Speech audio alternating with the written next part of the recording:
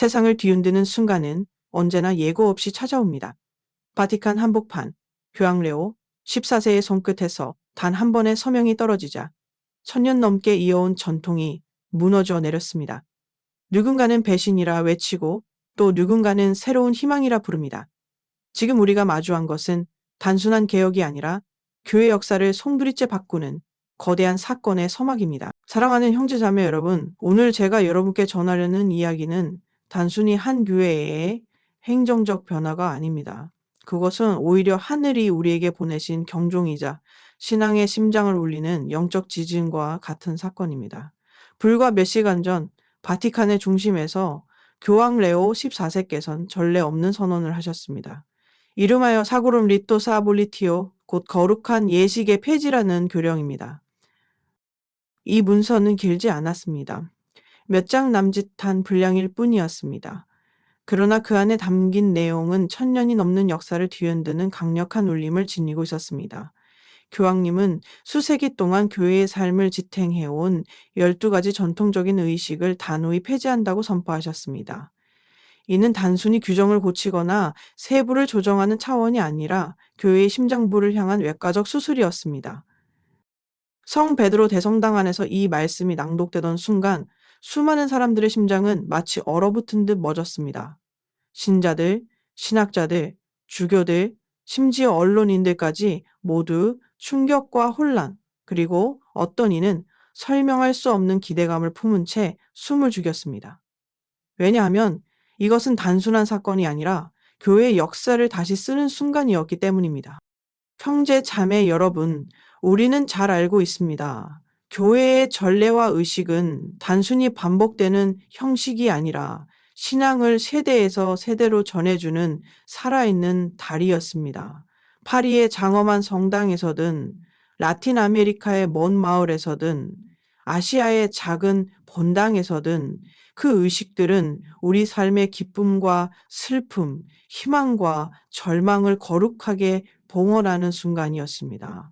어린아이의 탄생을 하느님께 맡기고 죽은 이를 눈물로 떠나보내며 악의 세력 앞에서 하느님의 힘을 선포하던 순간들, 모두가 그 의식을 통해 하늘고 떠나보내며 악의 세력 앞에서 하느님의 힘을 선포하던 순간들. 어찌 보면 무모할 만큼 대담한 결정이었습니다. 그러나 교황님의 목소리는 단호하면서도 깊은 슬픔이 담겨 있었습니다. 사랑하는 자녀들아, 신앙은 무대 위 장식이 아니다. 구원은 거래되는 재화가 아니다. 그리스도의 복음은 두려움이 아닌 자비 위에 세워져야 한다. 그 순간 대성당 안은 숨조차 쉬기 힘든 침묵에 휩싸였습니다. 그러나 동시에 그 말씀은 우리 가슴속 깊은 곳에 울려 퍼졌습니다. 많은 이들은 즉시 반발했습니다. 이것은 전통의 파괴다. 교회의 뿌리를 뽑는 행위다. 라고 외쳤습니다. 다른 이들은 오히려 안도의 한숨을 내쉬며 이제야 신앙이 본질로 돌아간다. 공연이 아닌 기도로, 거칠애가 아닌 내적 진실로 돌아가는 길이다. 라고 말했습니다. 이처럼 교회 안은 한순간에 열광과 분노, 희망과 절망이 교차하는 소용돌이에 휘말렸습니다. 그러나 한 가지 분명한 것은 교황님의 결단이 단순한 폐지만을 위한 것이 아니라는 사실입니다. 그분은 우리를 신앙의 본질로 다시 불러내고 계십니다. 화려한 장식과 외적인 행사에 가려졌던 복음의 핵심, 곧 그리스도의 사랑과 자비, 회개의 은총을 다시금 우리 앞에 드러내고 계신 것입니다. 형제자매 여러분, 이 결정은 아픔을 동반합니다. 오랫동안 함께 지켜온 전통이 하루아침에 사라진다는 사실은 누구에게나 상실감을 안겨줍니다. 그러나 우리는 기억해야 합니다. 교황님이 우리에게 요구하시는 것은 단순한 거부가 아니라 더 깊은 차원의 회심입니다. 겉으로 보이는 의식에 만족한 신앙에서 벗어나 하느님과의 내밀한 만남 속으로 들어가라는 초대입니다. 이 거대한 사건은 이제 막 시작일 뿐입니다. 교황님의 교령은 12가지 의식을 차례차례 언급하고 있습니다.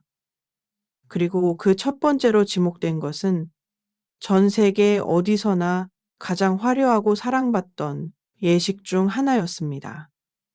바로 수세기 동안 신앙의 심장을 뛰게 했던 성체 대행렬이었습니다.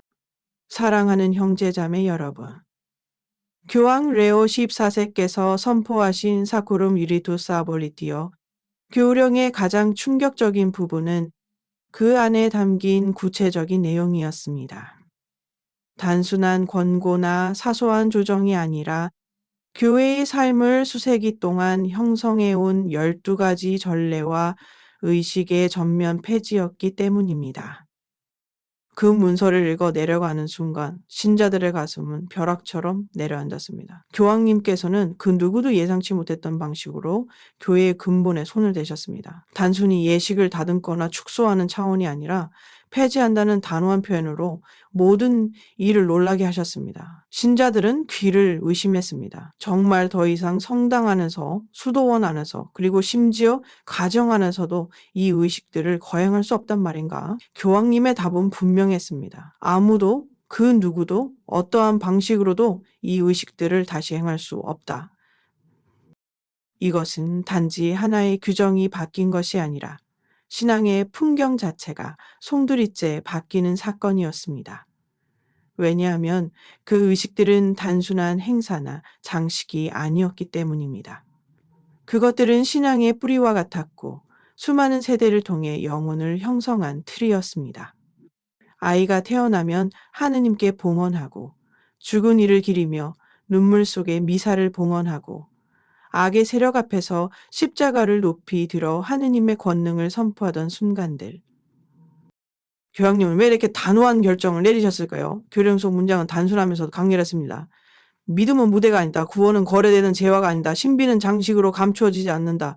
교회는 외적 형식이 아닌 내적 본질을 회복해야 한다. 그분의 이 말씀이야말로 이번 교령의 정신을 가장 잘 드러냅니다. 신앙의 본질을 잃고 형식적 습관으로 전락할 위험 앞에서 교황님은 칼날처럼 날카로우는 개혁을 선택하신 것입니다.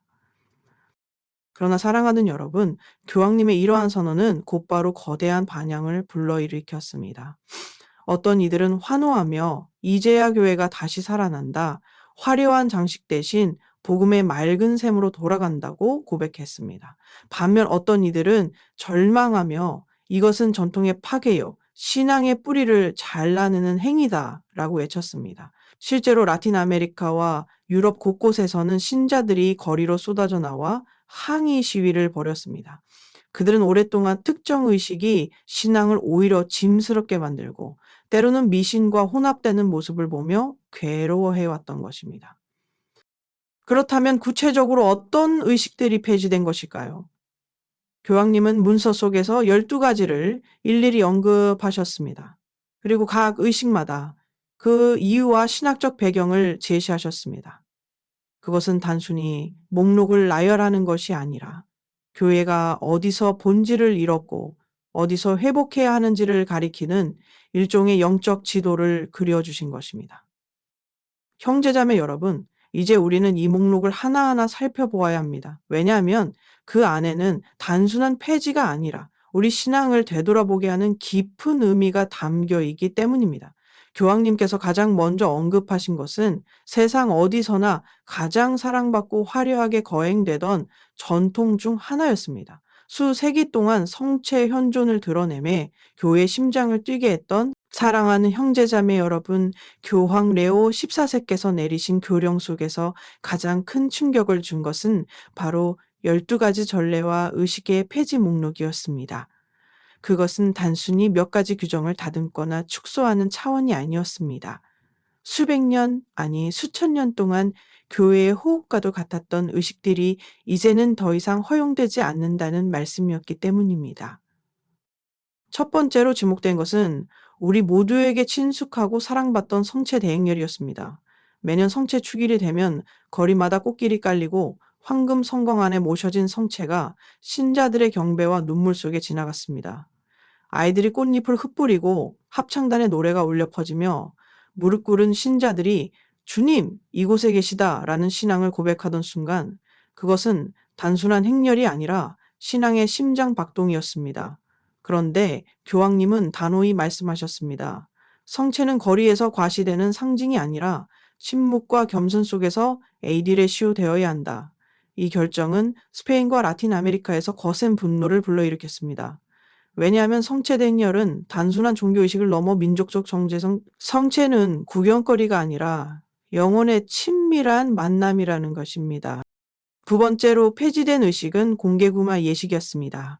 오랜 세월 동안 구마는 악의 세력과 하느님의 권능이 맞서는 극적인 현장이었습니다.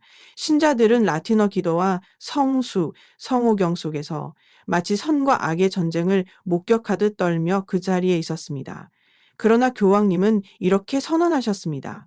악마와의 싸움은 연극이 아니다. 그리스도의 십자가에서 이미 완성된 승리를 다시 재현할 필요는 없다.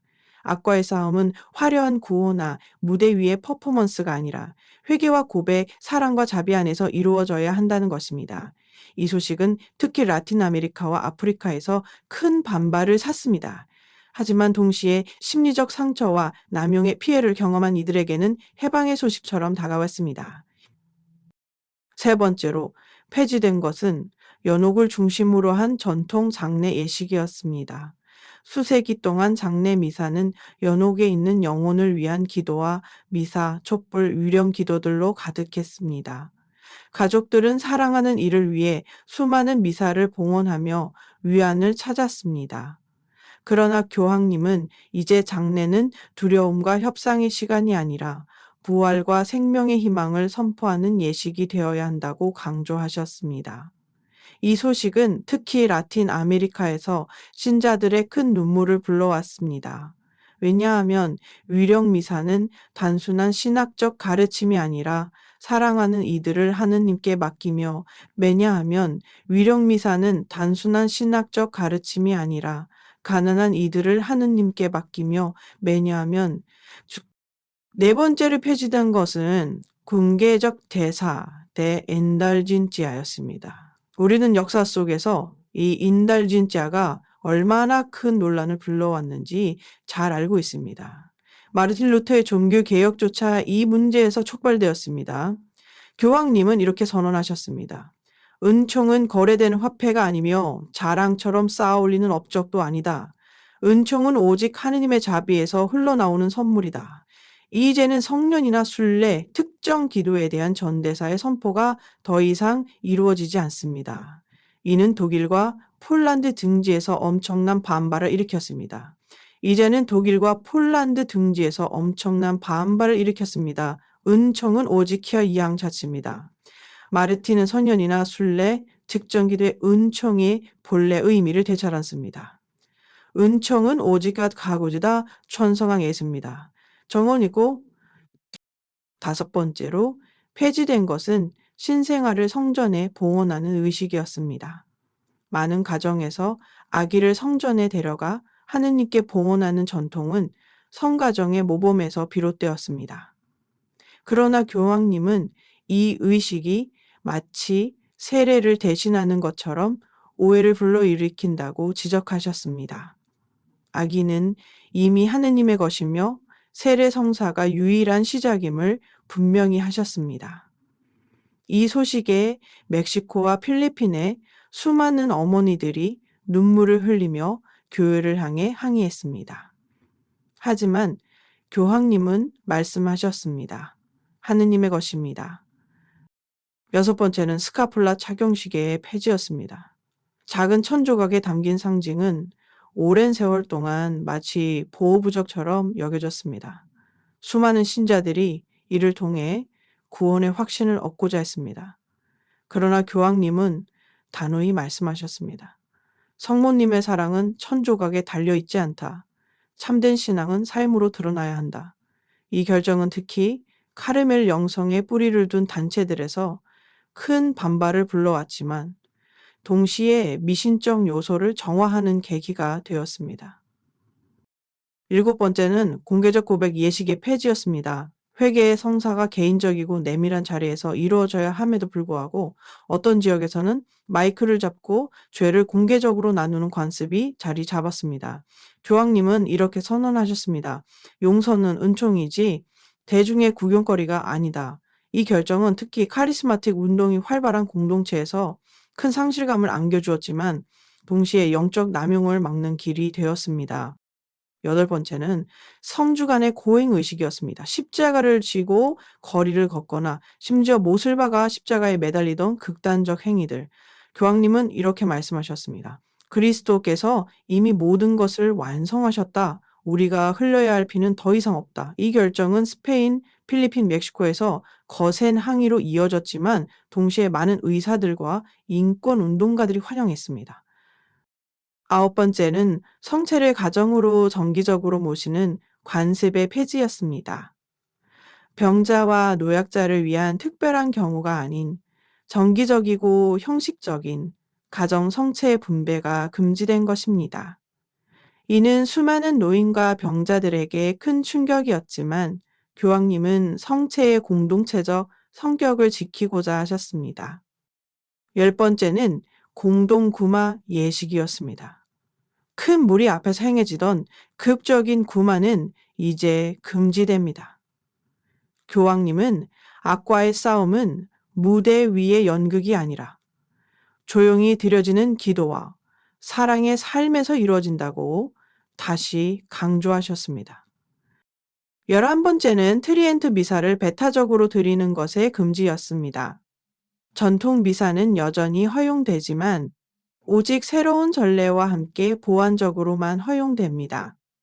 이는 전통주의 공동체에서 큰 반발을 불러왔지만 교황님은 교회 일치를 위해 내린 결정이었습니다.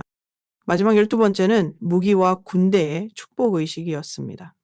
교황님은 단호히 선언하셨습니다. 하느님은 전쟁을 축복하지 않으신다. 무기 위에 십자가를 새길 수 없다. 평화만이 교회의 유일한 길이다. 이 결정은 군사 문화가 강한 나라들에서 큰 혼란을 불러왔지만 동시에 교회의 평화 선포를 새롭게 하는 계기가 되었습니다. 사랑하는 형제자매 여러분, 이렇게 12가지 의식은 더 이상 우리 삶 속에서 거행되지 않게 되었습니다. 어떤 이는 상실을 느끼고 어떤 이는 해방을 느끼지만 그 모두는 교회의 깊은 변화를 증언합니다. 그리고 이제 우리는 질문해야 합니다. 왜 교황님은 이처럼 단호히 전통을 끊어내셨는가? 바로 그 이유와 의미를 다음에서 살펴보아야 할 것입니다. 사랑하는 형제자매 여러분, 이제 우리는 묻지 않을 수 없습니다. 왜 교황 레오 14세께서는 이렇게 오랜 세월 이어져 온 의식들을 과감히 폐지하셨을까?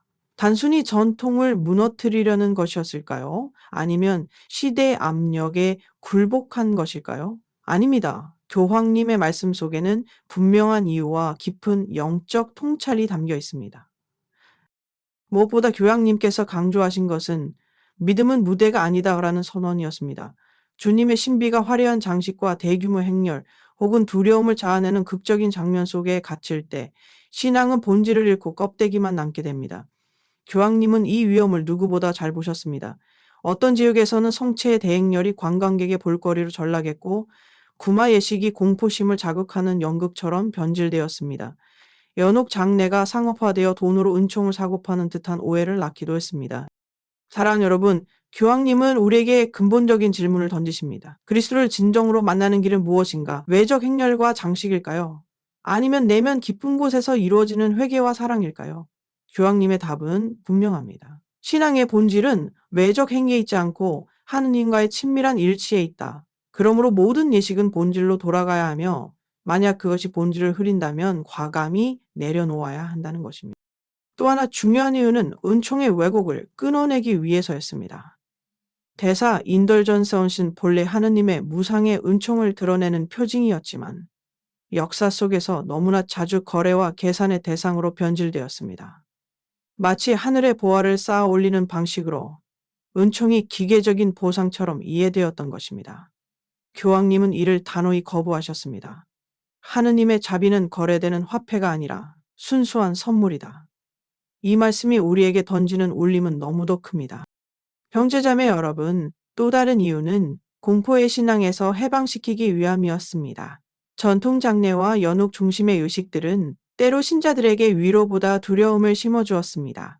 내가 충분히 미사를 봉헌하지 않으면 사랑하는 이가 연옥에서 고통받을 것이다 라는 불안은 믿음을 짐으로 만들었습니다. 그러나 교황님은 우리에게 부활의 희망을 다시 일깨우십니다. 장례는 두려움이 아니라 생명의 승리를 선포하는 자리여야 한다.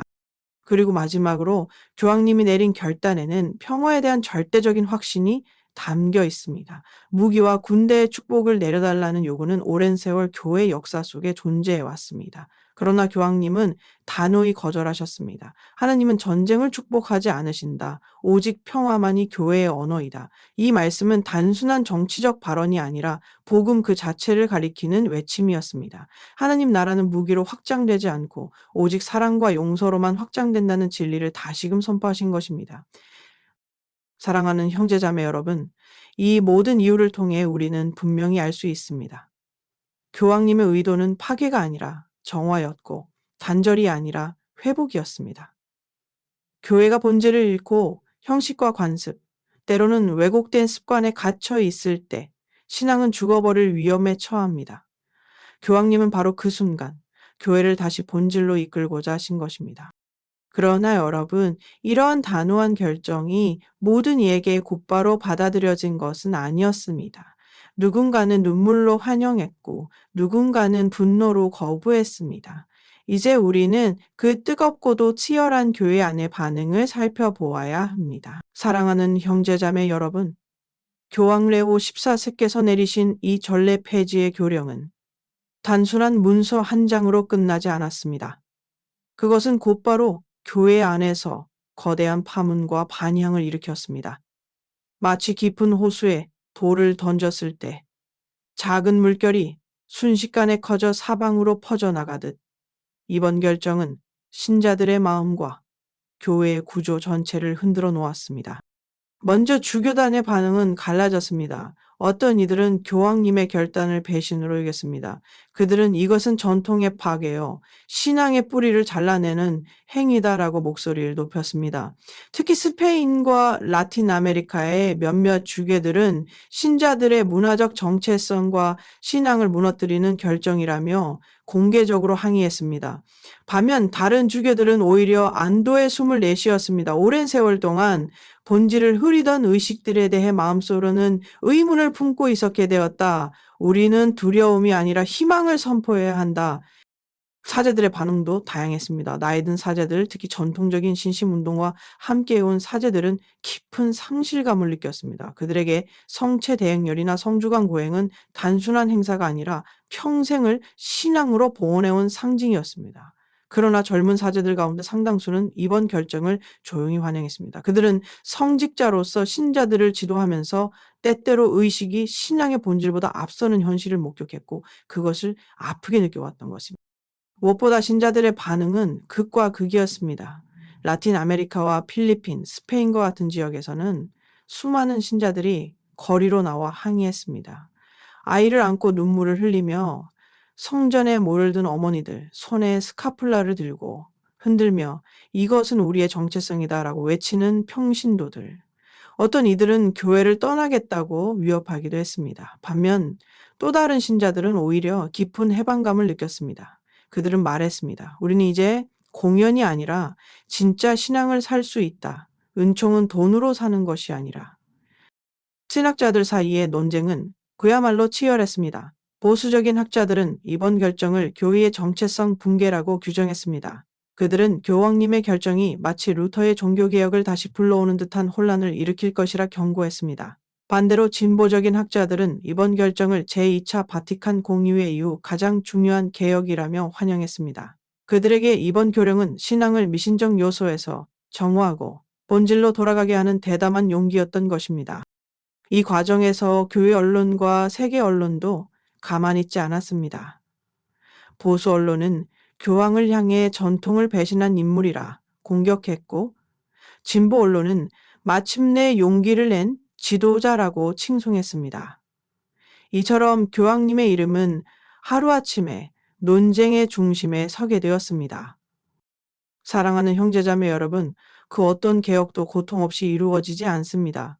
교황님의 결정을 통해 교회 안에 드러난 이 갈등은 어쩌면 오래전부터 잠들어 있던 균열이 드러난 것일지도 모릅니다. 누군가는 여전히 전통을 지키려 눈물로 항의하고 누군가는 새로운 길을 향해 희망을 외치며 환영합니다. 그 사이에서 수많은 평범한 신자들은 혼란과 두려움 속에서 길을 잃은 듯 서 있습니다. 하지만 한 가지 분명한 사실은 있습니다. 이 모든 반응은 교회가 여전히 살아있고 여전히 뜨겁다는 증거라는 것입니다. 죽은 공동체라면 아무런 반응도 없었을 것입니다. 그러나 교황님의 한마디 말씀에 전 세계가 울고 분노하고 논쟁하고 다시 기도하기 시작했습니다. 이것이야말로 교회가 살아있음을 보여주는 표징입니다. 형제자매 여러분, 그렇다면 이제 우리는 더 넓은 시야로 바라봐야 합니다. 교회 내부의 반응을 넘어 이번 교령이 사회적 문화적 차원에서 어떤 파급력을 불러왔는지 살펴보아야 할 때입니다.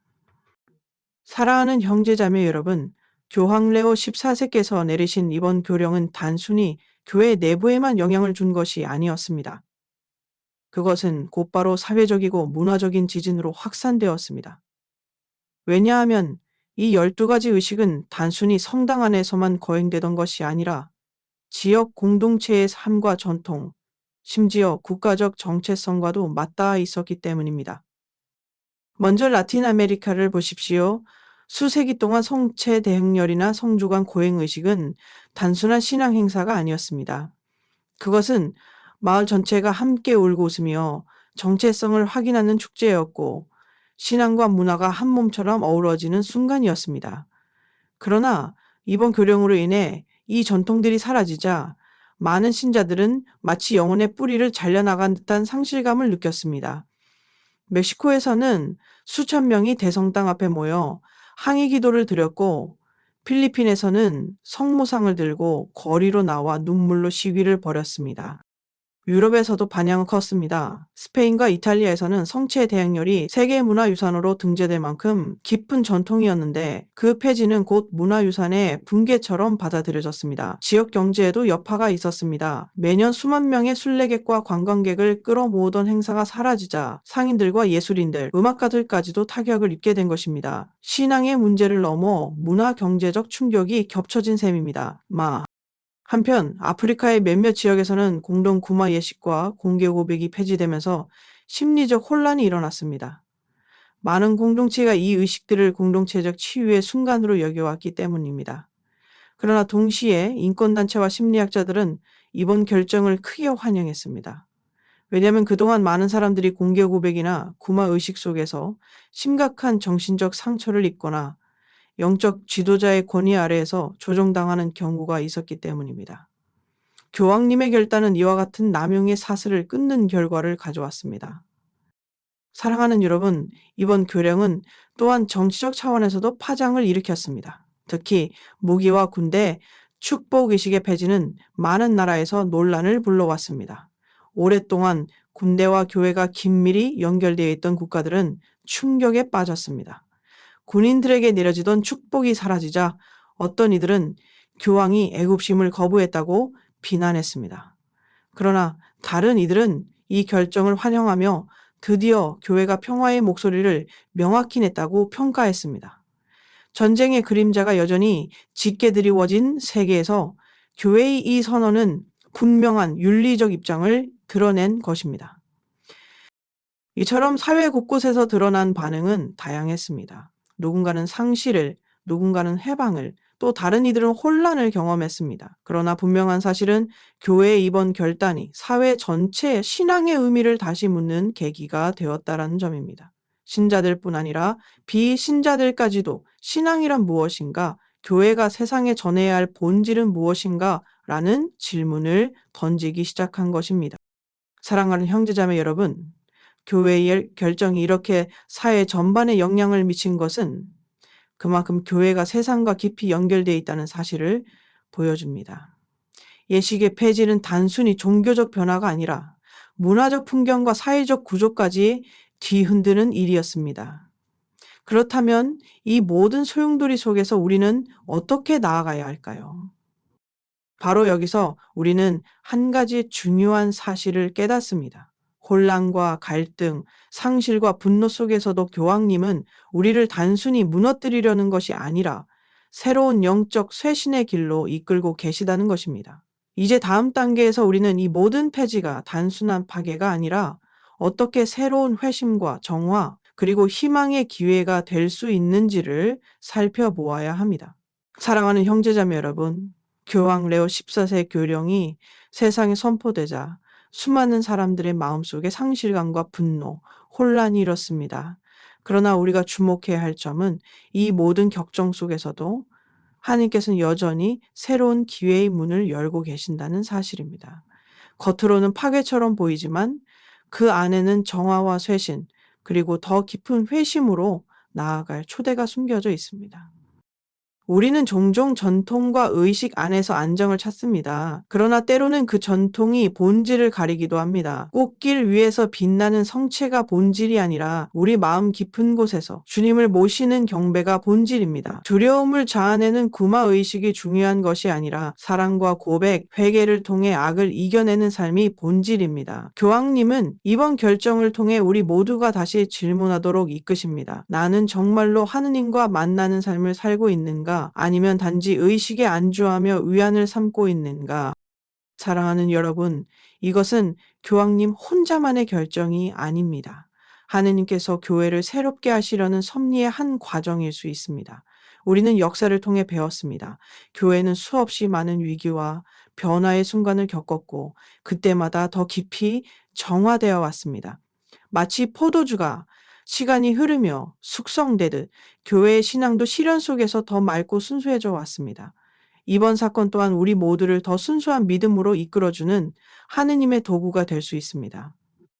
형제자매 여러분, 이번 교령은 우리에게 회심의 기회를 제공합니다.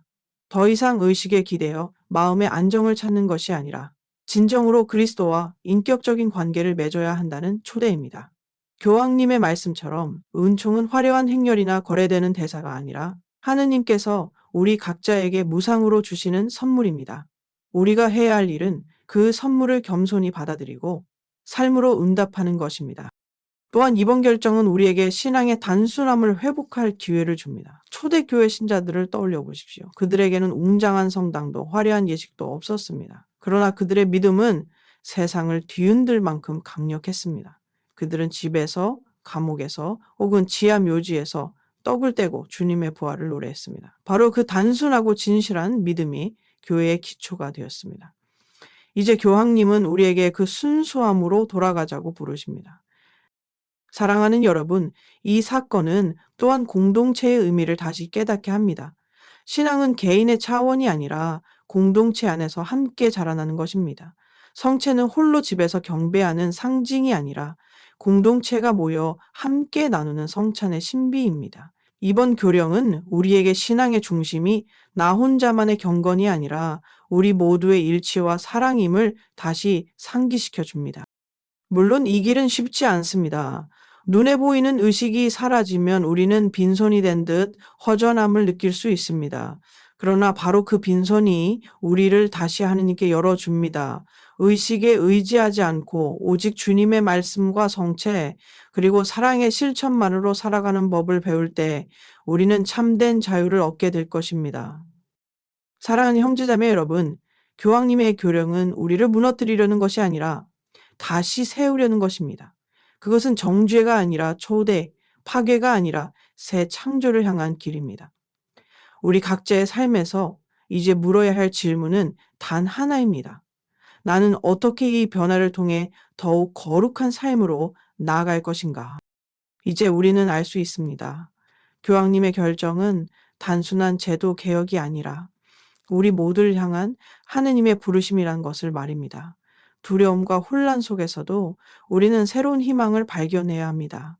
왜냐하면 주님께서는 언제나 위기 속에서 교회를 정화하시고 더 깊은 믿음으로 이끄시기 때문입니다. 사랑하는 여러분, 이렇게 우리는 이번 사건을 통해 신앙의 본질을 새롭게 바라보게 되었습니다. 그러나 여기서 멈출 수는 없습니다. 왜냐하면 교황님의 교령은 단순히 신앙의 쇄신을 넘어서 교회와 사회 전체에 깊은 영향을 미치며 새로운 역사의 장을 열어 가고 있기 때문입니다. 그러므로 이제 우리는 그 다음 단계로 나아가 이번 사건이 신앙의 정체성과 사목적 삶을 어떻게 재구성하게 되는지를 살펴보아야 합니다. 사랑하는 형제자매 여러분, 교황 레오 14세의 교령은 단순한 의식의 폐지를 넘어 가톨릭 신앙의 정체성과 사목적 삶 자체를 새롭게 재편성하는 전환점이 되고 있습니다. 지금 우리는 단지 몇 가지 전통이 사라진 것이 아니라 교회의 자기 이해와 목회적 방식이 뿌리부터 다시 쓰여지고 있는 현장을 목격하고 있는 것입니다. 먼저 정체성의 재정의가 일어나고 있습니다. 오랫동안 신자들은 자신들의 정체성을 전례와 의식 속에서 확인했습니다. 스카플라를 착용하는 것, 성체 대행렬에 참여하는 것, 성주간 고행에 몸을 내어 맡기는 것, 이런 것들이 나는 가톨릭 신자다라는 소속감을 심어 주었습니다. 그러나 이제 교황님은 우리에게 묻고 계십니다. 너의 정체성은 외적 표징이 아니라 그리스도와의 내적 일치 아는가? 가톨릭 신앙은 부적처럼 지니는 물건에 있지 않으며, 가톨릭 신앙은 부적처럼 지니는 물건에 있지 않은가? 가톨릭 신앙은 부적처럼 지니는 물건에 있지 않은가? 가톨릭 신앙은 부적처럼 지니는 물건에 있지 않은가? 가톨릭 신앙은 부적처럼 지니는 물건에 있지 않은가? 가톨릭 신앙은 고적처럼 지니는 물건에 있지 않은 거. 가톨릭 신앙은 가톨릭 신앙, 가톨릭 신앙, 가톨릭 신앙, 가톨릭 신앙, 가톨릭 신앙, 가톨릭 신앙, 가톨릭 신앙, 가톨릭 신앙, 가톨릭 신앙, 가톨릭 신앙, 가톨릭 신앙, 가톨릭 신앙. 둘째로 사목적 삶에 새로운 길이 열리고 있습니다. 그동안 많은 사제와 수도자들은 신자들을 돌보면서 의식의 준비와 집행에 많은 에너지를 쏟았습니다. 그러나 이번 교령으로 인해 이제 그들은 본질적인 것, 즉 신자들의 내적 성숙과 공동체적 사랑을 가꾸는 일에 더 깊이 헌신해야 합니다. 교황님은 사목의 중심이 행사가 아니라 동반임을 분명히 하셨습니다. 신자들과 함께 걸으며 그들의 눈물을 닦아주고 고백을 들으며 함께 성경을 묵상하고 사랑의 나눔을 실천하는 것. 이것이야말로 새로운 사목의 길입니다. 셋째로 교황님의 교령은 신앙의 교육을 다시 세우고 있습니다. 이제 더 이상 신자들은 왜 이 의식을 해야 하는지를 단순히 배우는 것이 아니라 신앙의 본질이 무엇인지를 배우게 될 것입니다. 교회는 게테시스, 교리 교육 안에서 형식적 지식을 넘어서 삶으로 복음을 살아내는 훈련을 강조하게 될 것입니다. 이것은 신앙을 미신에서 해방시키고 복음적 삶으로 이끄는 강력한 계기가 될 것입니다. 사랑하는 여러분, 물론 이 과정은 쉽지 않을 것입니다. 어떤 이들은 여전히 사라진 전통을 그리워하며 혼란에 빠져 있습니다. 그러나 교회는 이제 새로운 정체성의 길을 걷고 있습니다. 그것은 과거의 모든 것을 부정하는 길이 아니라 본질을 회복하는 길입니다. 신앙은 더 이상 겉모습으로 구별되는 것이 아니라 그리스도의 사랑을 어떻게 살아내느냐로 증명됩니다. 이제 우리는 깨닫습니다. 교황님의 개혁은 단순한 금지가 아니라 교회의 미래를 향한 새로운 비전이었습니다. 신자들은 더 이상 관습의 울타리에 머무르지 않고 복음의 중심으로 걸어가야 합니다. 사제들은 더 이상 의식의 연출자가 아니라 영혼의 동반자가 되어야 합니다. 그리고 교회는 더 이상 두려움의 집이 아니라 희망과 자비의 집이 되어야 합니다. 사랑하는 형제자매 여러분, 이것이 바로 이번 교령이 가져온 가장 깊은 변화입니다. 가톨릭의 정체성과 사목적 삶이 이제 본질로 돌아가고 새롭게 재정의되고 있습니다. 그리고 이 변화의 길목에서 우리 각자는 한 가지 질문에 서게 됩니다. 나는 이 새로운 교회의 모습 안에서 어떻게 복음을 살아낼 것인가?